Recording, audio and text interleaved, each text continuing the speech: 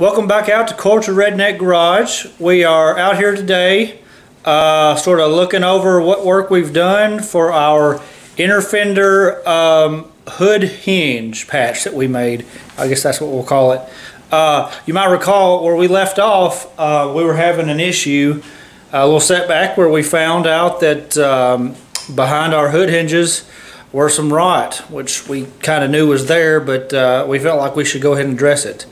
Well, over the last couple of evenings, we've managed to do that, and so the following video clips are going to show sort of what we did to fix that. Now, this is something that if you own a Mopar, you're probably going to run into.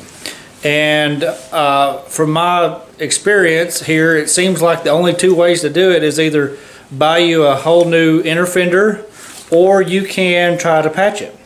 Now, I chose patching it because I didn't want to deal with the whole inner fenders at this point in time, and especially since we just spent time working on patching this guy. So, but yeah, this is an issue that you're likely to run into if you have a Mopar. I'm talking about this nasty old rust that likes to eat away at your hood hinge adjuster tab. That's what we'll call that. The reason why: mud loves to rot away at areas where you have sandwiched sheet metal. Happens every time. So you're going to run into this, and so I think we found a way to fix it. So follow these next couple of clips, and I'll show you maybe an alternate way of that I've chose to fix that, and maybe this video will find you, and it'll help you sort of navigate the waters and figure out which way you need to go about fixing it. Enjoy. So in an earlier video on lunch break, I had sort of described how I was going to attempt to fix this little issue with our hood hinges here, or at least the the metal behind the hinges there that was rotted. So this is essentially what I was talking about there. So I've taken that slotted 14 gauge plate that I made, and basically what I did was I bolted in where you see it bolted right there, and that is essentially just kind of putting the plate where that little tab already was, and so hopefully getting us pretty close to what we needed to be whenever you put the hinge back on. Now we did the same thing with this guy right here, as you can see, and just taped it off. That way we can make a cut. And right here is sort of tells you a little bit about what's going on. Now this is a plate here. It looks to me like it may be about roughly that 14 gauge, maybe just slightly thinner. I don't know. But what it does is they made this plate to where I guess they cut this and folded it over, and this is technically supposed to slide back and forth. Now, I don't think this one has in 50 years, and it probably won't very well now, but I'm going to try to make it where it can. So what we're doing is we're just going to cut that out on both sides, and then we will deal with this. We'll clean it up, and I'll fabricate some sort of way of clamping that to this new plate. That way, once we get it cut out, we can go ahead and just weld this in, because this is very thick plate. And if we make that that other little plate there that I was just showing you, that this bolts to, make it to where it can adjust slightly, that I think will effectively do a proper repair that is functional should we have to slide it back and forth. So let's go to it. So I want to show you how we're going to fix these this metal behind these hinges and these adjuster tabs. Take a look right here. We have already cut out the holes, or I'm sorry, the squares that we need, and we have cleaned them up really nicely. Same thing over there. Now you might recall I had cut those tabs, so I have a little plan for those. Let's take a look at those. So I got to thinking, how on earth could I go about fixing this problem?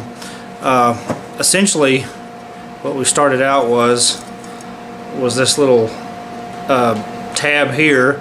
It had these little guys, these little tabs folded inward, and that sandwiched a plate that would then slide in and out, and you see that little slot, and that allowed you to be able to adjust it side by side.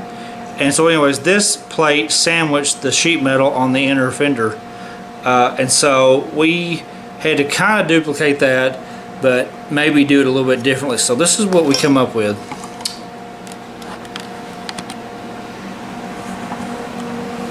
What I decided to do was I took the original plate. Now what this guy is supposed to do, it is supposed to move freely side by side, and then the hinge itself can adjust that way. So I took that and I got it off of the old nasty sheet metal, where it was actually I think it was, I mean, it was either seized up or it was you know, tack welded, that sort of thing on there, but I got it off nevertheless. So here's the plate we cut to fit our slot, I'm sorry, not slot, but our hole inside there. So I got to thinking, you know, sometimes if you just look around for random stuff, you could find something that's a little bit better than, or not necessarily better, but will work just as good as what the factory did.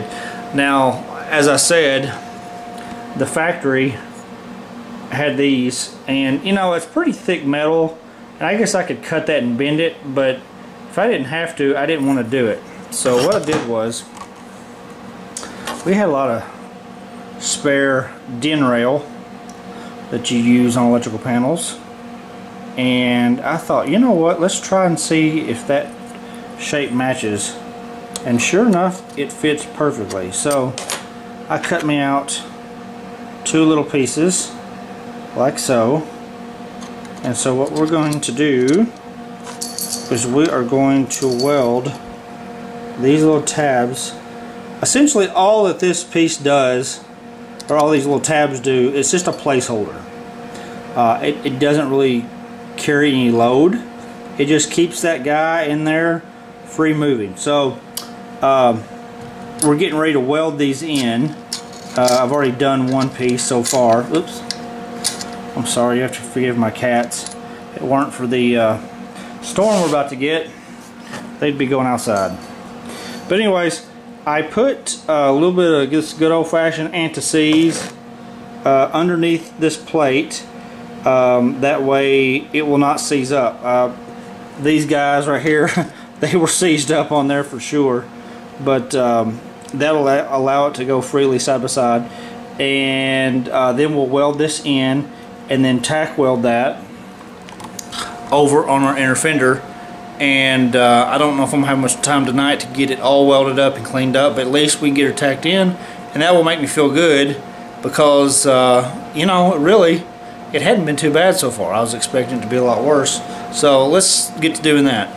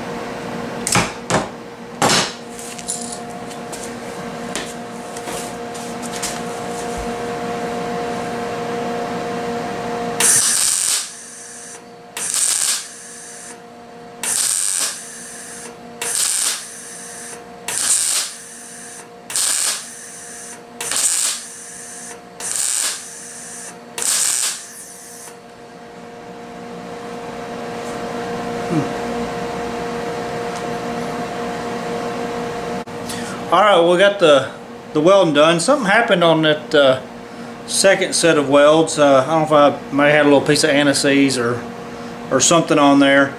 But you know what, it's fine. But you see, essentially, this is what this thing does. This weld isn't super pretty, but this will work. It'll hold it in. That's all that matters. And but yeah, we got the anti-seize back there, so it's getting our fingers a little dirty. So that ought to work. Let's go ahead and get this thing tacked into place. That way I can call it a night, and we'll finish out the weld tomorrow. And promises will be kept by having that done by the weekend. So I'm excited. Let's do it. We got our patches tacked in, guys, on both sides here, and I'm happy about that. That makes me feel good. Now it is kind of late, so I feel like heading on in.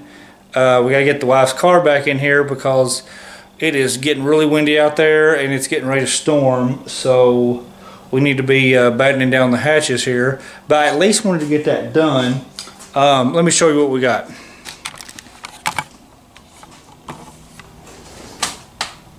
So you can barely see, but I just tacked it in. You can see how this works, and don't judge me by my welds here because there we go. You get the idea. And of course, these guys back here are the other two bolts for that. I got the other side done as well. Now I'm not gonna lie to you, I'm having a real hard time tonight seeing what I'm doing. You know, I'm actually kind of bent over the inner fender here, and which is fine. A lot of times I can get it done. I haven't had any issues before, but the lighting, along with kind of bending over, I'm having a hard time seeing what I'm doing. So what I am having to do, I may just, to finish up that side especially, I think I could probably manage this side, but I may just have to throw some cardboard just over the battery and all that stuff, just to get to where I can get to it, and that would be fine because that will work. Anyways, that takes care of that, and we'll get to move on to everything else once we're finished there, and we'll be back in business. Alright, we'll see you guys later on. Bye bye.